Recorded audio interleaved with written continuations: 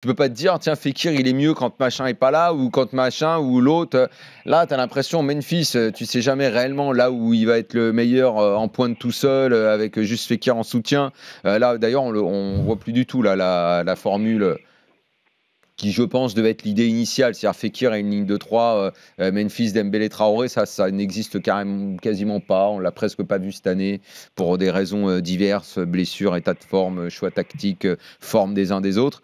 Bon, oui, ce serait mieux qu'ils soient bons tous ensemble quand même. Hein.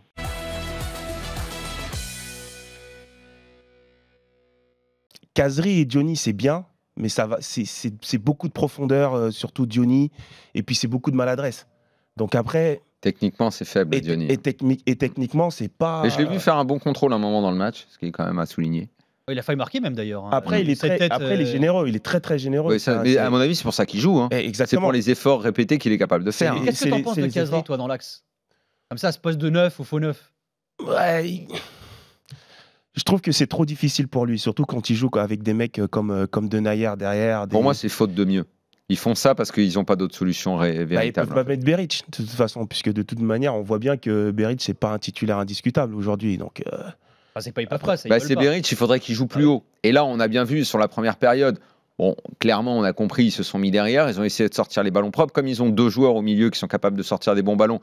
Subotic qui est bon dans la lecture du jeu, souvent il interceptait immédiatement, ça arrivait sur Selnaes ou Mvila, qui sont tous les deux bons dans leur capacité à sortir le ballon. Mais après, quand tu dis, Nico, tu disais tout à l'heure, finition ou dernière passe, attention, c'est peut-être un peu raccourci parce que même l'avant-dernière, elle n'est pas toujours nickel.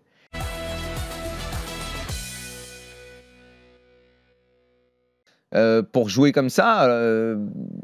je sais pas, la dernière passe, même parfois l'avant-dernière, et en fait, ça se finissait jamais par une occasion. Non, ça manque de maîtrise, ça finit pas par les actions. Une ou deux fois. Ouais. Soit ça pêche techniquement, et pourtant, tu te dis qu'Abela, Kazri, techniquement, c'est propre, mais ça va pas complètement au bout. Tu étais là, tu disais, oh là là là, combien de fois je me suis dit, oh là là, Lyon, ils vont finir par se faire punir. Oh là là, Lyon, à force de mal attaquer comme ils font, là, ils vont finir par se faire punir. Et puis, plus tu le répètes, et plus tu te dis... Bah, peut-être pas finalement. Après les actions, peut-être pas parce que Saint-Etienne ils n'arrivent pas à aller au bout du truc. Elles sont venues sur des coups de pied arrêtés.